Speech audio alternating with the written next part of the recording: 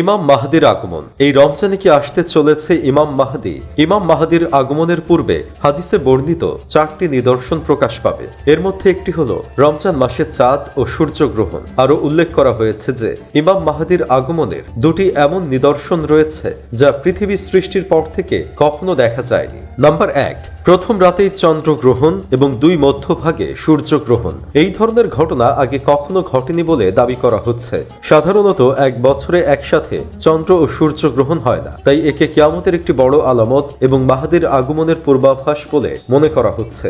2, জুলফি তারকা উদিত হবে। হাদিস শরীফে বর্ণিত আছে, ইমাম মাহদির আগমনের একটি প্রধান লক্ষণ হল জুলফি নক্ষত্রের উদয়। এটি পূর্ব দিগন্তে উদিত হয়ে পৃথিবীকে পূর্ণিমার চাঁদের মতো আলোকিত করবে। এই আলোকিত ঘটনা ইমাম মাহদির আগমনের খুব কাছে আসার ইঙ্গিত দেবে, অর্থাৎ এত মহান ব্যক্তির আগমন পূর্বেই আকাশ বাতাসে তার নিদর্শন দেখা দেবে। আল্লাহ সর্বশক্তিমান। 3, হযরত সাওবান রাদিয়াল্লাহু তাআলা আনহু থেকে বর্ণিত, রাসূল সাল্লাল্লাহু আলাইহি ওয়াসাল্লাম বলেছেন, সম্পদশালীদের মধ্যে 3 জন বাদশাহের সন্তান পরস্পর যুদ্ধে লিপ্ত হবে, কেউ সম্পদ পাবে না। পূর্ব দিক থেকে কালো পতাকাধারীরা এসে বাদশাদের পরাজিত করবে, কোনো শক্তি তাদেরকে থামাতে পারবে না। হে মুসলমানগণ, যখন তুমি সেই নেতাকে দেখবে তখন অবশ্যই তার সাথে বায়াত করবে, যদিও তোমাকে বরফের ওপর হামাগুড়ি দিয়ে যেতে হয়, কেননা সেই নেতা হলেন মাহদি। এটি কিয়ামতের একটি বড় আলামত। 4, ফোরাত নদী শুকিয়ে গেলে যে স্বর্ণের খনি উন্মোচিত হবে তা নিয়ে পৃথিবীতে মহাযুদ্ধ বেঁধে যাবে। হাদিসে এসেছে, যারা সে সময় বেঁচে থাকবে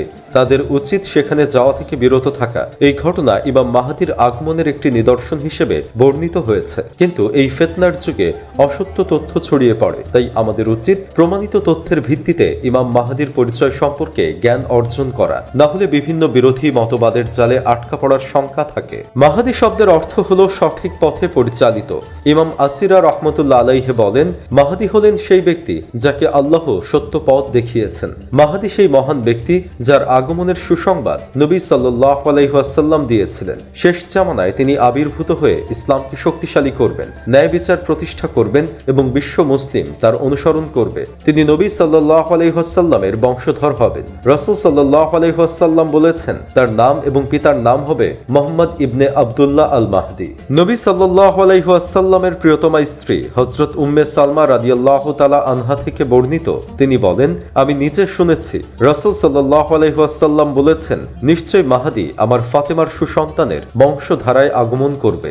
সুবহানাল্লাহ। হযরত আবু সাঈদ খুদরি রাদিয়াল্লাহু তাআলা আনহু থেকে বর্ণিত, রাসূল সাল্লাল্লাহু আলাইহি ওয়াসাল্লাম বলেছেন, ইমাম মাহদি আমার বংশধর হবেন। তিনি সুন্দর কপাল ও সরু নাক বিশিষ্ট হবেন। হাদিসে উল্লেখিত নিদর্শনগুলো প্রকাশিত হলে মাহদি হজ করতে মক্কায় আসবেন। খানায়ে কাবায় তাকে কিছু বিশেষ ব্যক্তি চিনে নিয়ে বায়াত করবেন। এরপর আকাশ থেকে ঘোষণা আসবে যে তিনি ইমাম মাহদি। ইমাম মাহদির আগমনের পর ঈসা আলাইহিস সালাম আকাশ থেকে অবতরণ করবেন। কেমন আনন্দ হবে যখন আমাদের মধ্যে এমন একজন নবী আসবেন, আমাদের ইমাম হবেন, আমাদের মধ্য থেকেই নির্বাচিত ইমাম মাহদি। এত সুস্পষ্ট বর্ণনা ও হাদিস থাকা সত্ত্বেও যারা মাহদিকে অস্বীকার করে বা নিজেকে মাহদি দাবি করে তারা নিশ্চিত দাজ্জালের অনুসারী। অনেকেই বলছেন যে এই রমজানে জুলফি নক্ষত্র উদিত হবে এবং এর সাথে সাথেই ইমাম মাহদি আবির্ভূত হবেন, কিন্তু এটা সঠিক নয়। হাদিসে বর্ণিত সকল আলামত একত্রে প্রকাশিত হলেই ইমাম মাহদির আগমন ঘটবে। জুলফি নক্ষত্র উদিত হওয়া মাত্র একটি আলামত। বিশেষত সহিহ বুখারী শরীফে কাবা শরীফের গুপ্তধনকে কেন্দ্র করে